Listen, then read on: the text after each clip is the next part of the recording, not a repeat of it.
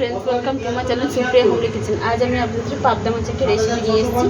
তো এর জন্য আমি ফ্রিজ থেকে পাবদা মাছটা জলে ভিজিয়ে রেখেছি। তো এর জন্য আমি মশলাটা রেডি করে নিচ্ছি। মিক্সিং জারে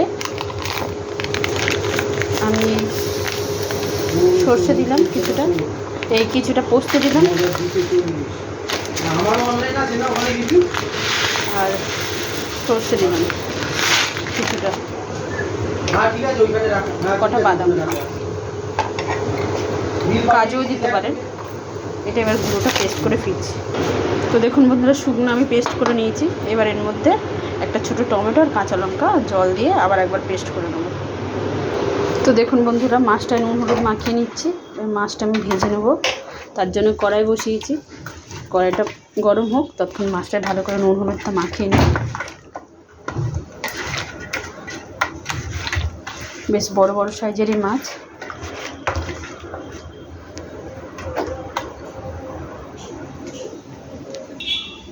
মাছটা এবার তেল দিয়ে দেবো, সর্ষের তেল দেবো।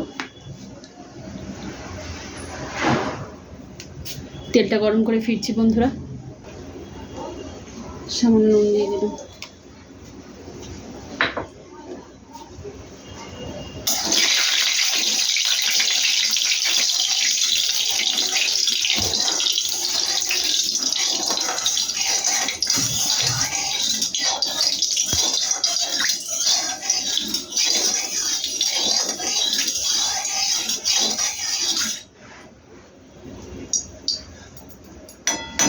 তেল গরম হয়ে গেছে।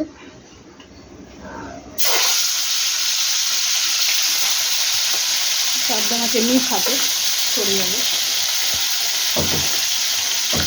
এভাবে মাছগুলো ভেজে নিয়ে ফিরছি। তো দেখুন বন্ধুরা, আমি মাছগুলো সব কটা ভেজে নিয়েছি। দেখুন সব মাছ আমার ভাজা হয়ে গেছে। এবার আমি এর মধ্যে কালো জিরা ফোড়ন দেবো।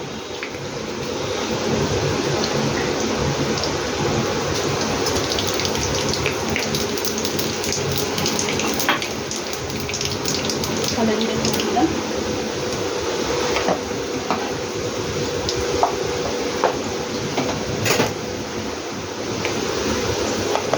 একটু আদা বাটা দিলাম।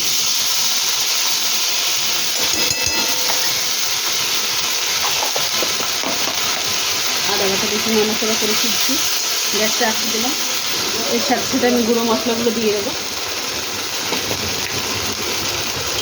আমি স্বাদ মতো হলুদ দিলাম, নুন দিলাম,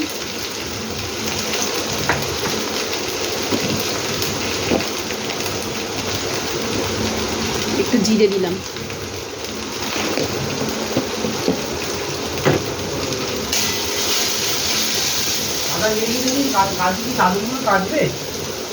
জল দিলাম।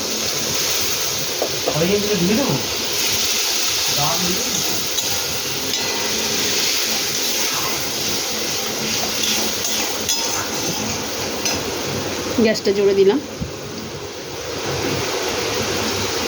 এই যে পেস্ট করে রেখেছিলাম বাদামগুলো, এটা দিয়ে দেবো।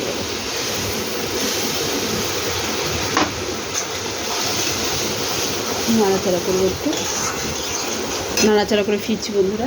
তো বন্ধুরা দেখুন, আমার সর্ষেটা পুরো রেডি হয়ে গেছে কষা। এবার আমি এর মধ্যে জল দিয়ে দেবো।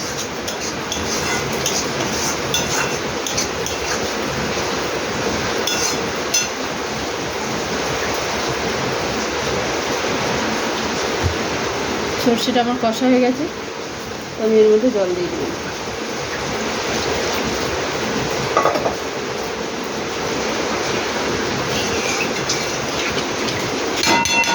জলটা ফুটলে ফিরছি। তো দেখুন বন্ধুরা, আমার ঝোলটা ফুটে গেছে। তো আমি এর মধ্যে চিনি দিয়ে দিয়েছি।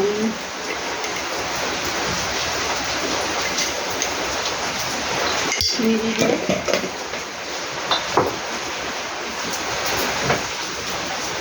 এবার মাছগুলো সব দিয়ে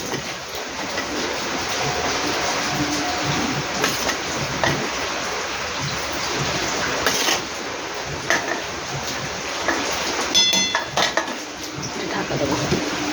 পরে ফিরছি।